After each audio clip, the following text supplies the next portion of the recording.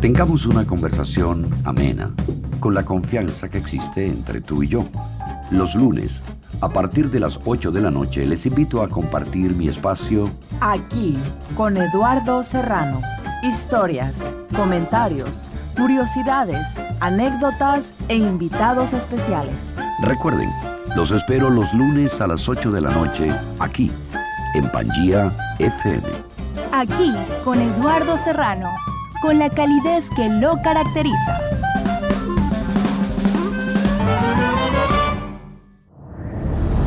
Hace 300 millones de años, todos los continentes actuales estaban unidos. Las Américas, Asia, Europa, África y Oceanía eran uno solo y lo llamaban Pangea. Y nosotros, desde el 2013, hemos vuelto a unir al mundo. Somos PangeaFM.com. Aquí estamos haciendo radio. Aquí, sí, es aquí. A esta hora se inicia el programa Aquí con Eduardo Serrano. Comentarios, anécdotas y mucho más.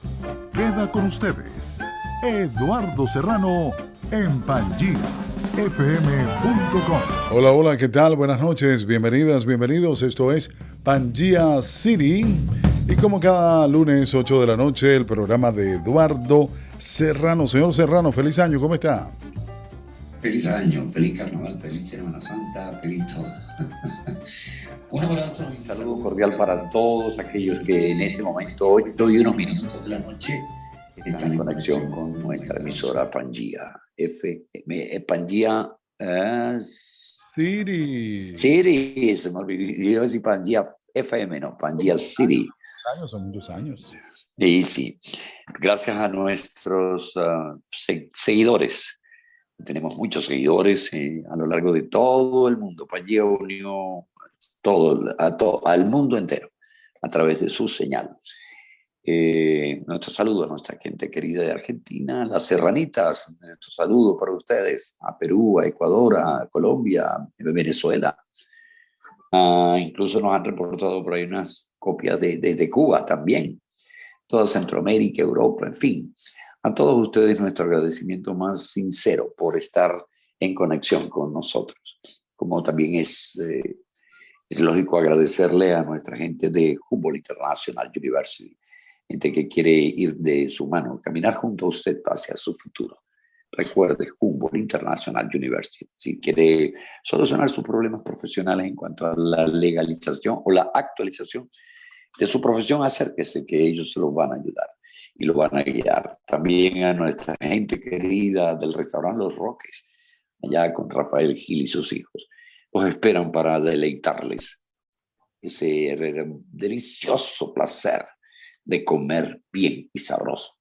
Además de que en Los Roques lo van a esperar no como un cliente, sino como un amigo. En Los Roques se reúnen amigos a conversar sobre miles de temas. Ir a Los Roques es un verdadero placer. Como también agradecemos a nuestro hermano querido Eduardo Sevilla, quien desde su empresa Creativity 305 se hace solidario con esta señal de Pangea. Eduardo es un creativo, un hombre especializado en ese mundo mágico, dificilísimo, complejo de la publicidad. Él es un experto y tiene además de eso asesores que lo apoyan en su trabajo. Si usted tiene algún problema en publicidad, llame a Eduardo en Creativity 305. Él les va a decir lo que realmente debe hacer. Y obviamente también a nuestra Pangea Academy con sus cursos de locución, donde usted tiene la incomparable ventaja de haber soñado y tener, entonces, hacer realidad su sueño, tener su propio programa de radio. Usted se comunica con Edgar en Pangea, le informa que quiere hacer el curso y sale usted en perfectas condiciones profesionales para hacer uso de esto, del micrófono. Así que no lo piense más, llame a Edgar en Pagía y dígale que usted quiere ingresar al nuevo curso de locución. Tenemos hoy un invitado muy querido de mi parte. Además, yo soy su fanático número uno de todo lo que escribe. Escribe unas cosas y nos regala un material de muchísimos temas, porque Antonio Gerandi, quien es mi amigo, una persona, un hombre que conozco desde por allá, del teatro universitario. Tenemos muchos recuerdos juntos con relación al teatro. Hoy tengo el honor, una vez más, de tenerlo en el programa. Bienvenido, Antonio. Hola, ¿cómo ¿Dónde están? estás? Gracias por la invitación. Aquí estamos, como siempre, fiel a ti. Gracias, hermano. Dios te bendiga. Bueno, yo te lo he dicho muchas veces, soy un fanático de lo que tú escribes y cómo lo escribes. Antonio tiene cualidades muy particulares a la hora de escribir. Es un hombre que viaja desde lo cultural hasta decir, no me jodas. Porque de vez en cuando suelta una venezolanización. No sé si no, eso es incorrecto, venezolanización, eso no está bien. Bueno, Una venezolanada. invéntalo, se vale, invéntalo. Una venezolanada que le sale del alma, porque yo lo conozco y en ese momento que está escribiendo y está estructurando su idea, dice, no joda, y lo suelta. Y yo lo disfruto muchísimo porque es él, en verdad. Y eso tiene de mágico los escritores, la gente que sabe escribir. Saben retratarse a través de sus palabras tal y como son. No importa. Hay algunos que son muy cultos, se dedican nada más que a hablar de lo cultural. Antonio viaja desde lo cultural hasta lo cotidiano. O sea que leerlo es un verdadero placer y toca puntos que uno dice, wow, es cierto. Así que bienvenido, Antonio, qué placer. Gracias. Y a ti, Edgar, cónchale, una vez más, hermano, te y yo somos como el gordo y el flaco. Está por ahí, Edgar, que te fue tu imagen, no te tengo. Bueno, no importa. Antonio, Bien. ¿qué me traes hoy como tema? Mira, uno que está todavía con la olla caliente y hay que usar pañitos para agarrar el tema, porque fueron los Oscar de ayer, la premiación de los Oscar, que este año ha tenido una cantidad de características, yo creo que bien interesante, porque sin duda alguna que fue una premiación bastante diferente a las anteriores, ¿no? Ya había sucedido más o menos el año pasado, todo esto producto indiscutiblemente de la pandemia, que ha limitado las posibilidades, pero sin embargo, hay algunas cosas vinculadas con este Oscar que yo quisiera destacar porque son bien, pero bien interesantes. Claro, mucha gente en las redes, etcétera, criticó porque no tenía digamos, el esplendor de los grandes espectáculos de los Oscars. No había participaciones musicales, ni coreografía, ni grandes efectos de pantalla, ni nada por el estilo, pero era absolutamente razonable porque fue una premiación inmersa en las consecuencias de un año que todo el mundo lo ha vivido, y sobre todo particularmente el cine, porque hay un fenómeno que está sucediendo, es evidente en el mundo, y es el cierre de las salas de cine. Pues las salas de cine han tenido un año difícil, no solo difícil, sino que muchísimas salas incluso han cerrado. Cuando digo salas, no son salas individuales, sino conjuntos de salas de empresas que han cerrado todas sus salas.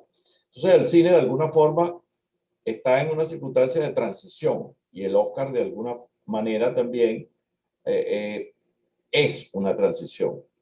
Todo esto producto de la pandemia, pero también ya venía caminando un asunto, y es la preponderancia del streaming sobre la exhibición en salas. Esto en los años anteriores produjo una serie de encontronazos entre las clásicas productoras hollywoodenses y las producciones específicamente en streaming y de las empresas que tienen streaming. Entre las empresas de streaming, ya bueno, hay varias entre ellas, sin embargo, el monopolio de alguna forma está en dos manos. Está en Netflix, que fue la pionera de esto y que sigue siendo la primera línea. Digamos que son más de 300 millones de suscriptores que tiene Netflix en el mundo. Y voy a dar un dato que es muy, pero muy significativo acerca de lo que significa Netflix como la ventana de distribución de películas y series en el mundo. Netflix, esa empresa que lo que hace es colocar películas, sean de ficción o documentales, largos o cortometrajes, sean de ficción, documentales o de animación, los coloca en un streaming, en una distribución digital que viaja por las ondas en el mundo. El dato es el siguiente: Netflix, ella solita, solo Netflix, utiliza el 15% del tráfico mundial de Internet. Wow. Wow. ¿Okay? Wow. Wow. Tan es así, y la cosa se incrementó tanto durante la pandemia, que en un momento determinado Netflix tuvo que rebajar la calidad y la intensidad de sus imágenes para facilitar el tránsito por las redes de tanto material. Ya eso te dice algo importante.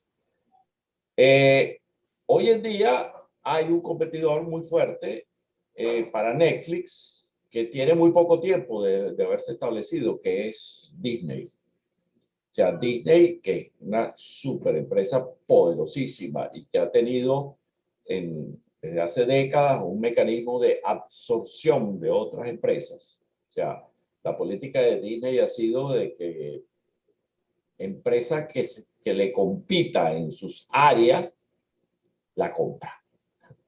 Y se ha comprado Marvel, se ha comprado la Guerra de las Galaxias, se ha comprado, hoy en día se compró también Fox. O sea, es una empresa que va como convirtiéndose en un gran, ya de por sí Disney sola era un gran consorcio, hoy en día es una empresa que es dueña de muchísimas cosas. Y por lo tanto, Disney, que tiene también mucho material propio, se aventuró en lanzar el canal de streaming justo en el momento en que la pandemia había cambiado todo. Otro detalle significativo para que hablemos de la importancia del cambio de estos procedimientos fue que el primer día que Disney abrió la suscripción de su canal por streaming en Estados Unidos, solo en Estados Unidos, el primer día, se inscribieron 10 millones de personas. O sea, una pelusa.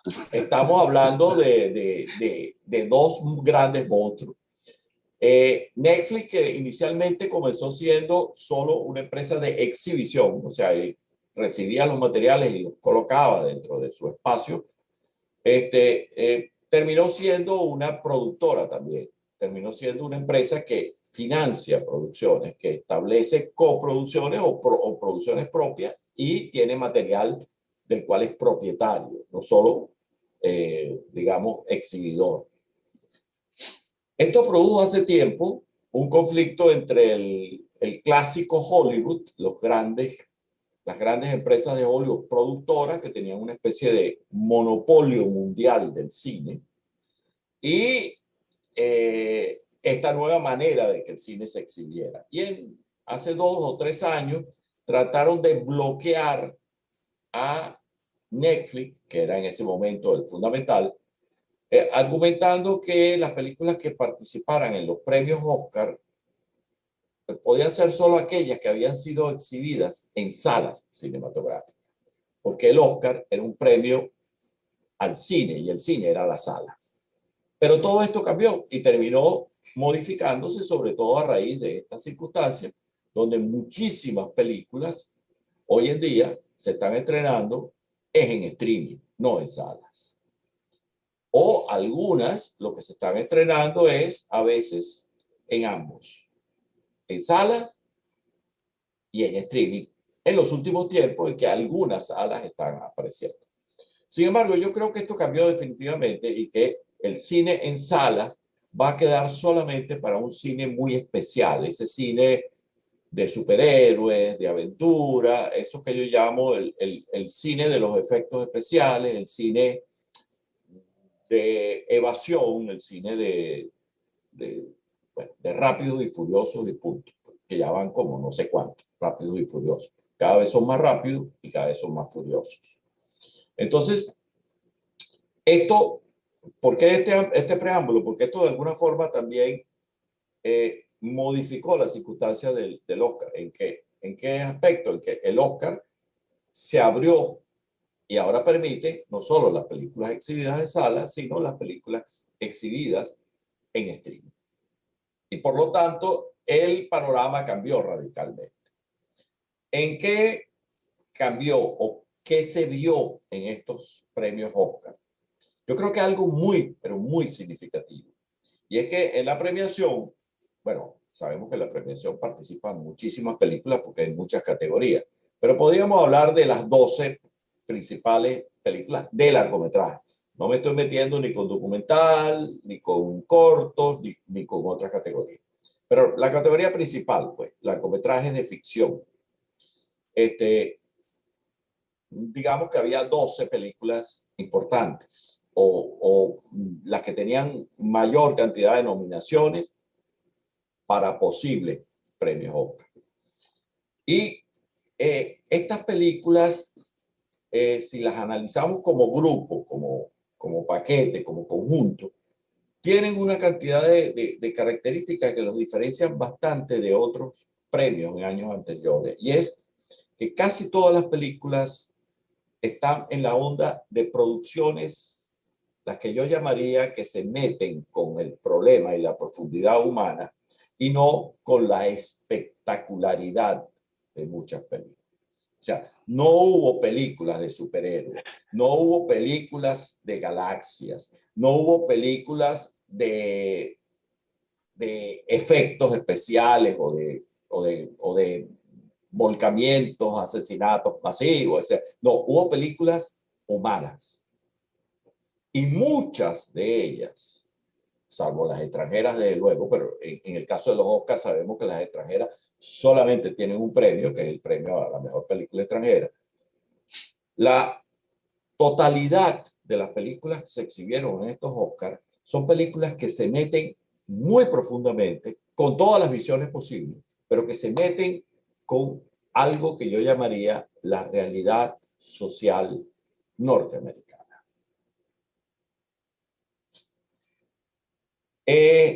Alguna gente por ahí en las redes, a partir de la premiación de ayer, empezaron como a lamentarse de que había muchísima negritud en los premios, o sea, que había demasiadas representantes de eso que eufemísticamente e hipócritamente en Estados Unidos se llama la afroamericanidad.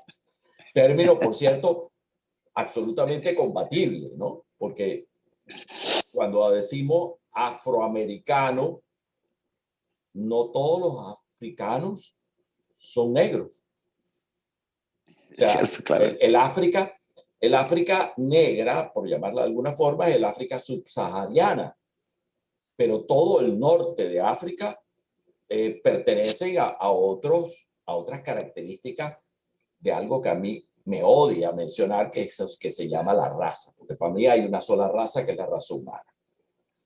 Correcto. Entonces, por un lado, eso, ¿no? Que ratifico, que las películas tenían mucho de involucrarse con un análisis crítico de la realidad norteamericana.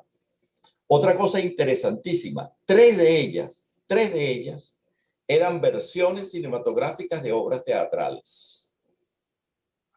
Cosa que no es muy común tampoco en la cinematografía. Claro, O sea, aquí estamos viendo algo así como una introspección, es decir, el cine viéndose como participante crítico de una sociedad y por otro lado el cine utilizando elementos de otras actividades artísticas como es el teatro para convertirla en una expresión también cinematográfica. Te digo, de las 12, 3 tenían esa característica. Otras eran películas con guiones hechos en función de actividades y hechos históricos. O sea, no eran ficciones puramente hablando, sino que eran películas de ficción, pero esa categoría que un poco eufemística que decimos basada en hechos reales. Ok. Las 3 películas que se basan en obras teatrales fueron The Father, El Padre, con Anthony Hopkins, fue One Night in Miami, Una Noche en Miami, y fue Ma Rainey's Black Bottom, o sea, que lo traducen en español La Madre del Blues. Fueron 3 obras, 3 películas basadas en actividades teatrales, en obras teatrales. Después hay otro sector, entre las cuales está El Juicio de los 7 de Chicago, Judas y El Mesías Negro, que son películas más que nada, perdón, y hay una tercera, Billie Holiday contra Estados Unidos, que son películas basadas en hechos reales, o sea, con guiones que se establecieron con circunstancias que ocurrieron en los Estados Unidos. Después podría venir una categoría, vamos a llamarla de guiones absolutamente originales, o sea, donde son historias más o menos inventadas, aunque con un elemento vinculado con la realidad, que es Mank. Mank es la historia del guionista del Ciudadano Kane, de Herman Mankiewicz. Está una película un poco diferente que se llama Minari. Minari es una película sobre una familia coreana que emigrante a los Estados Unidos y que trata de establecerse sólidamente en Estados Unidos. Hay otra historia también, vamos a llamarla de ficción, que es el Sound of Metal, el sonido del metal, que es la historia de un músico que por circunstancias fisiológicas se queda sordo, un baterista que se queda sordo. Pero todas de alguna forma se meten con la realidad, sobre todo la ganadora. La película ganadora del Oscar es Nomadland, la tierra de los nómadas, que a pesar de ser una película aparentemente de ficción, es una mezcla un poco, digamos, diferente de ficción con realidad. Porque es la historia, a través de un personaje, pero hay muchos, de toda esa gente que se convierte en, como lo define la protagonista en un momento determinado, cuando dice, no, yo no soy homeless, yo soy houseless. O sea, yo no soy una persona indigente. Lo que pasa es que yo no tengo casa y su casa son los vehículos. Entonces, esta película fue bien, pero bien interesante porque narra la historia de un personaje que vivía en un pueblo que funcionaba como, digamos, nutriente de personas que trabajaban en una gran empresa. Esa empresa cerró y prácticamente el pueblo desapareció. Ella era maestra, el pueblo desaparece, se queda viuda y el pueblo se convierte en un pueblo fantasma. O sea, no solo desaparece la gran empresa, sino que desaparece prácticamente todo el pueblo. Desaparece tanto que hasta desaparece su código postal. ¿Okay? Entonces, ella, que tenía una casa con su marido fallece y ella se queda viuda. Ella toda la casa la mete en un storage, en un depósito, y agarra su camioneta y la convierte en una casa rodante y se va a rodar por Estados Unidos. Entonces, en la historia de ella, como habitante rodante,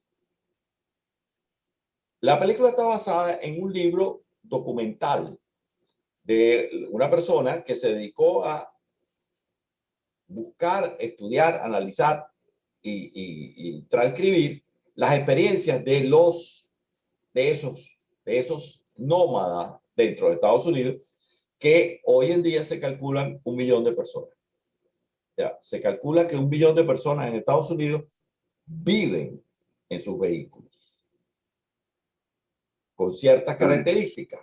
¿Por qué? Porque yo, por ejemplo, cuando yo hice un artículo sobre esta película, yo decía que aquí, más que una cosa documental sobre cómo vive la gente en los vehículos, era una prueba de la infinita soledad que grandes volúmenes de gente tienen en los Estados Unidos.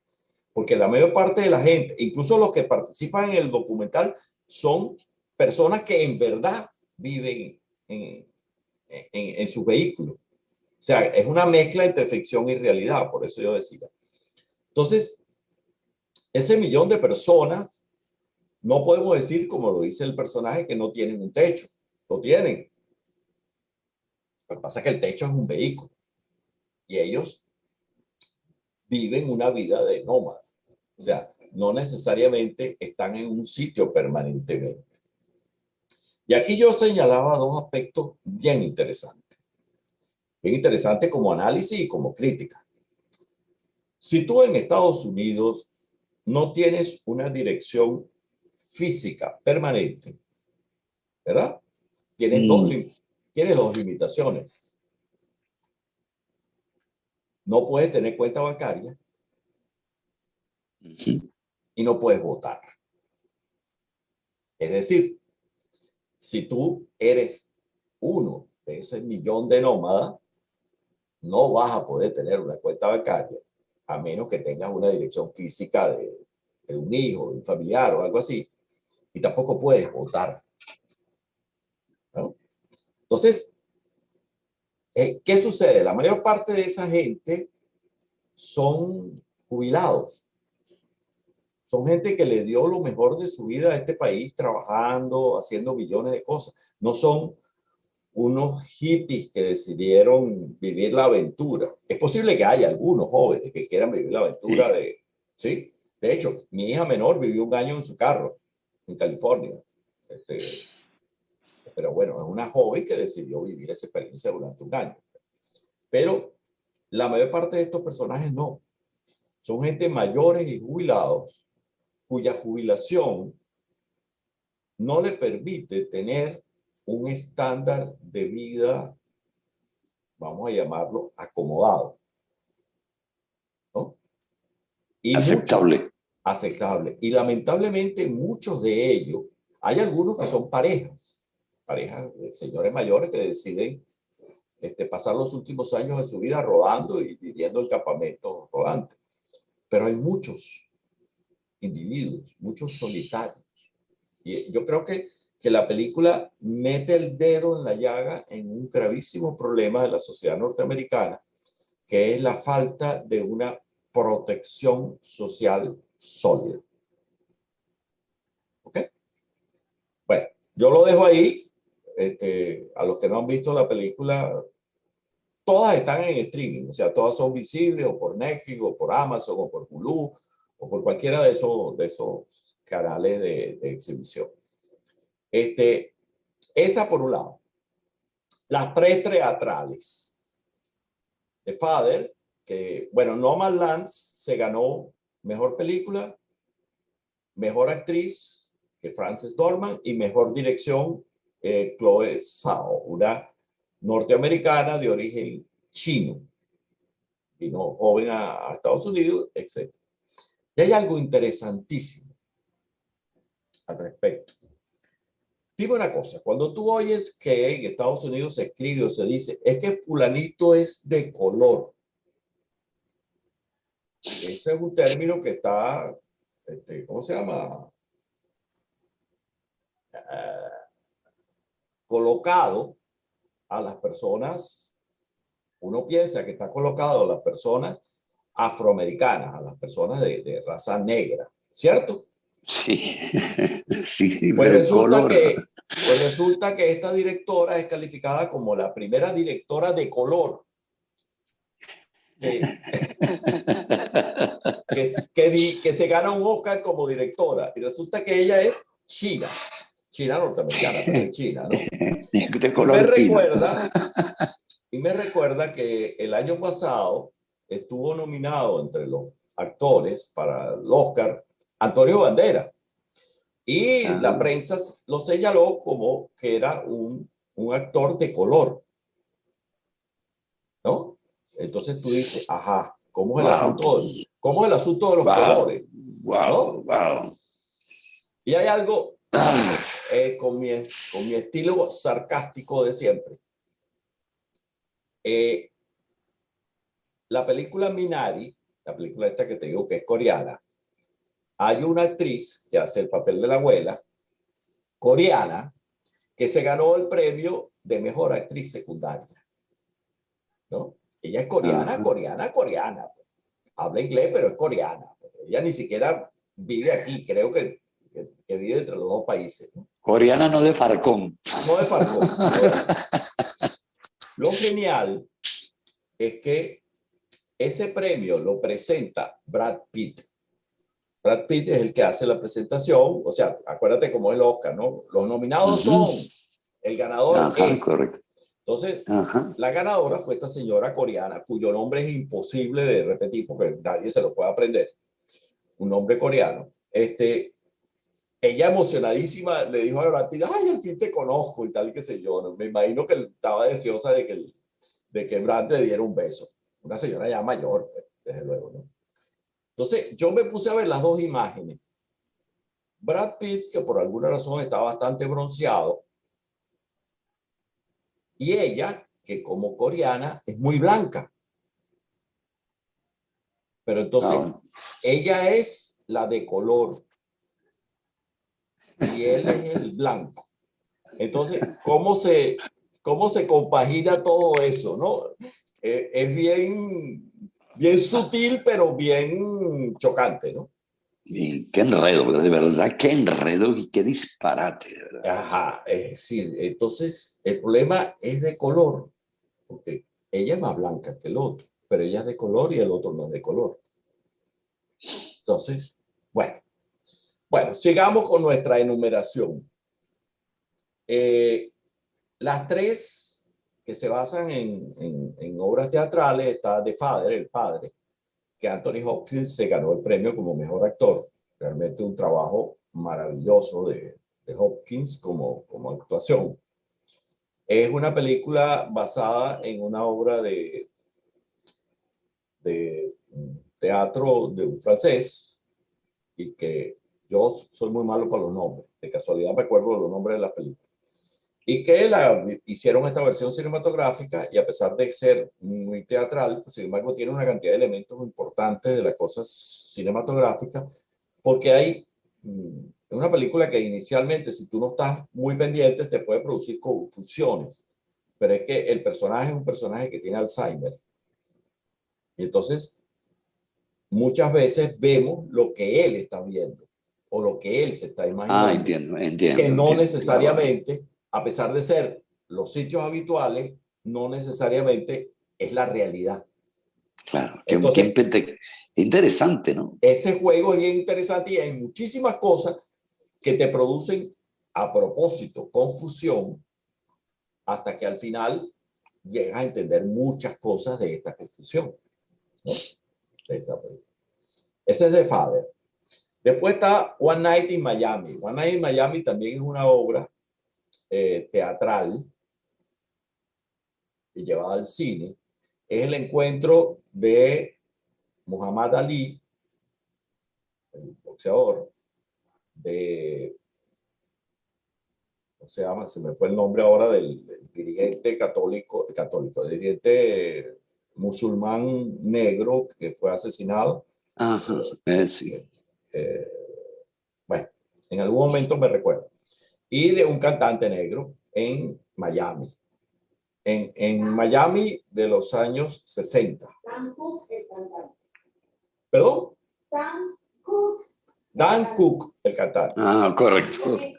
Ajá. Entonces, es la historia de ellos tres que se encuentran en Miami en una circunstancia en la cual hay una serie de actividades, pero entonces ellos son famosos y aceptados, pero son limitados en su participación en muchos sitios porque son negros y en muchos de esos sitios los negros no pueden entrar. Entonces, hay una contradicción ahí, ¿no? Que por cierto lo aclara muy bien. Hay una serie que yo recomiendo a las personas que viven en Estados Unidos, una serie en Netflix que se llama Amenda, o sea, Enmienda. Es una serie narrada por Will Smith, que narra muy claramente el proceso histórico desde que esta enmienda, que es la enmienda 14 o 14ª, se estableció es una enmienda que se produce después de la Guerra Civil, etcétera, y establece la desaparición de la esclavitud y la condición de que todos los habitantes de este territorio son iguales. Pero una cosa es ser iguales en la ley y otra en la realidad. Porque hasta los años 60 del siglo pasado funcionaba un mecanismo legal, porque incluso fue aprobado por la Corte Suprema de Justicia, que permitía que en Estados Unidos, claro, todos somos iguales, pero separados.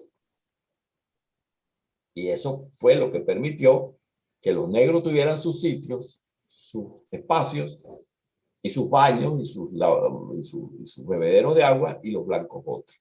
Entonces, esa segregación que duró hasta los años 60 del año pasado, que fue producto de muchas luces, esta película, esta serie lo aclara muy bien en muchos aspectos. Y digamos que Una noche en Miami es eso, ¿no? Es ese encuentro entre tres personajes famosos, aceptados por su fama, pero limitados por su condición racial. Entonces, además con grandes actuaciones también, ¿no? Es una película de la negritud, de una circunstancia de ello, aunque salgan algunos elementos no negros, ¿no? Pero entonces esa y La madre del blue o Ma Rainey's Black Bottom es la historia de una cantante de jazz. También está basada en una obra teatral y es más encerrada, ¿no? Esta es más de unos ensayos, etcétera, y es la película que más o menos se hizo famosa porque fue la última participación de Chadwick Boseman como actor, porque un actor muy conocido porque había trabajado en todas las películas de superhéroes y eso también, y que falleció con un cáncer de colon al terminar la película. Incluso hizo la película con grandes dificultades fisiológicas producto del cáncer que estaba teniendo. Y que incluso en los premios BAFTA fue premiado como el mejor actor. Todo el mundo pensaba que le iban a dar el Oscar a él por mejor actor. Incluso lo dijo Anthony Hopkins, que él no se había presentado en el Oscar porque él pensaba que ese Oscar le correspondía a él, al otro, ¿no? Entonces, estas son las tres películas que tienen esa característica. Después está también dentro de este tema, vamos a llamarlo de la negritud, está la de Judas y el Mesías Negro, que también está basada en una historia real. ¿Cuál es la historia real? Durante la aparición en los años 60 del siglo pasado del movimiento de los Panteras Negras, el FBI colocó dentro del grupo dirigente de las Panteras Negras a un espía negro, a un personaje que se involucró y formó parte de las grandes direcciones de las luchas correctas, equivocadas, mal enfocadas, o como las queramos llamar, de las Panteras Negras, y que sirvió para penetrar ese grupo a través del FBI. Él era un agente del FBI penetrado ahí, y que sirvió para que, más o menos, dañar o destruir ese movimiento.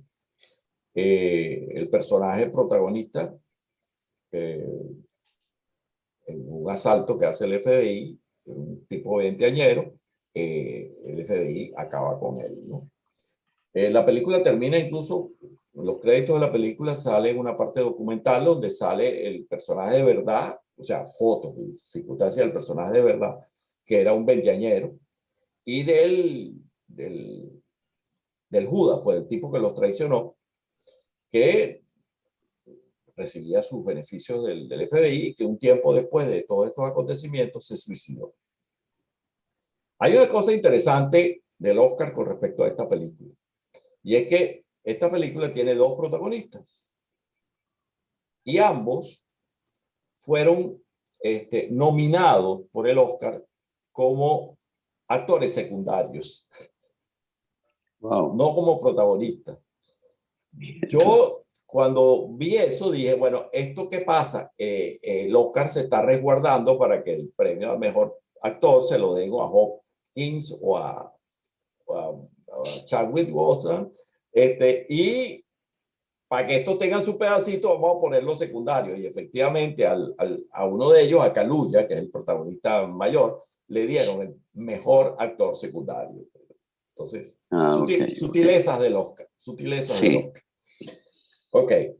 Después está Minari. Minari es esta película coreana hecha en Estados Unidos, producción norteamericana, de una familia coreana. Es una historia muy coreana, pero también es una historia muy inmigrante. O sea, una familia inmigrante coreana, radicalmente diferente a la cultura norteamericana, que tratan de abrirse un espacio en la California, convirtiéndose en una familia inmigrante que trata de, digamos, de meterse en el sueño americano a través de unas granjas de producción agrícola de vegetales usualmente consumidos por los coreanos. Esta película solamente se llevó el premio de la actriz secundaria, que es el cuento que ya eché de la abuela coreana, la abuela de color coreana. Sí. Después está Mank, la película que es la historia del guionista de El Ciudadano Kane. Mank es la historia de Herman Mankiewicz, que fue el guionista del Ciudadano Kane, la famosísima película que buena parte de la historia cinematográfica dice que es la mejor película del mundo. Yo coincido en eso. Y entonces es una película sobre ese personaje. Era un personaje alcohólico, era un personaje muy controversial. Fue su último guión. Había hecho otros guiones para otras películas hollywoodenses. Fue su último guión, y fue esa colaboración un poco extraña entre él y Orson Welles que produjo esa maravilla que es El Ciudadano Kane. Es una película en blanco y negro, una película de época, de reconstrucción. Hay muchas de época, pero también eso. Después está El Juicio de los Siete de Chicago, una película bien interesante, con una estructura muy usual en el cine norteamericano, que es de conflictos en los tribunales a partir de hechos externos. Y es el juicio que se le realiza a 7 jóvenes en Chicago a raíz de unos disturbios que se producen durante la conferencia anual de los demócratas a raíz de las protestas por la guerra de Vietnam. Y cómo todo este juicio es manipulado por el poder político de los demócratas de ese momento, y son condenados por protestar. de alguna forma, buscando las sutilezas legales. Yo creo que es una película bien importante, tanto Aaron Sorkin se llama el director, es el guionista y el director, porque es una película basada en hechos reales. Es decir, él lo único que le hizo fue darle una estructura dramática y narrativa a circunstancias que ocurrieron a finales de la década de los 60 con motivo de este aspecto. Ustedes saben qué es lo real en la tarde o en la noche de hoy, mejor dicho, que el tiempo se ha terminado. Gracias, hasta luego. Mentira, de verdad. Claro, estamos ya. Wow. Por eso bueno, esta historia hollywoodense está maravillosa.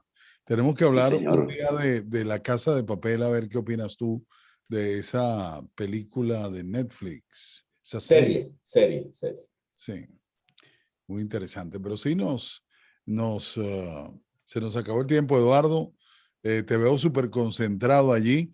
No hemos hablado de nuestros amigos, de los Roques. Yo sé. Tú hablaste ya de los Roques, ¿no? No, sí, yo los mencioné al comienzo, pero qué bueno que tú me lo recuerdas. Sí. Antonio, gracias por esa disertación tan completa sobre el evento, el Oscar.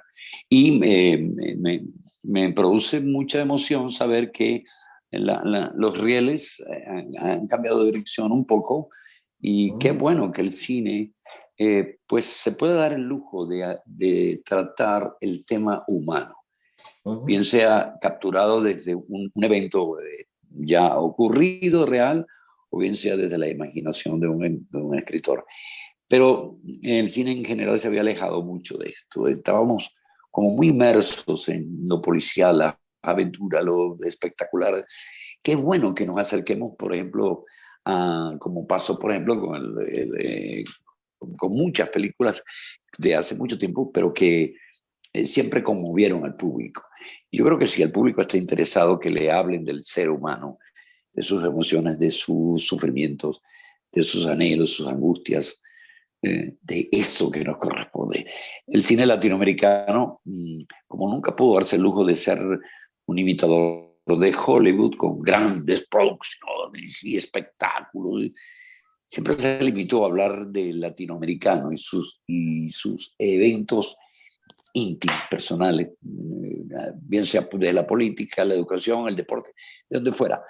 Y no competía, pero ahora el cine latinoamericano tiene un espacio, y más con esta maravilla que se llama Netflix. De manera que yo me siento muy, muy contento de que exista Netflix y que esté ocurriendo esto. Sí, esto va a ser para mejorar el tema. Los canales de televisión, los tradicionales, Telemundo, Venevisión, Radio Caracas, los antiguos canales, se están viendo bien acorralados porque hay una oleada de gente muy brillante, de gente joven, que también quiere proponer sus ideas. Bueno, llegó el momento. Antonio, gracias. un honor tenerte, Antonio. Gracias a ustedes por la invitación. Un gran abrazo a ambos. Gracias. Saludos, igualmente. Saludos, Eduardo. Edgar. Saludos, Antonio. Un gusto. Edgar, bueno, un placer. No me dejaste hablar, Edgar. El tiempo en el Hollywood de Pangea es terrible. Sí, señor. Pero qué bueno, qué bueno. Yo quisiera, bueno, te queda abierta la invitación para que continuemos hablando sobre ese tema. Yo tengo unas cuantas anécdotas, no del Oscar, pero sí de la premiación en Venezuela, porque sé lo que es sentir un premio y ver un público y todo lo que pasa, pero en Venezuela es distinto. Todo es distinto. Chao, gracias. Gracias a todos por haber a estado ustedes. con nosotros.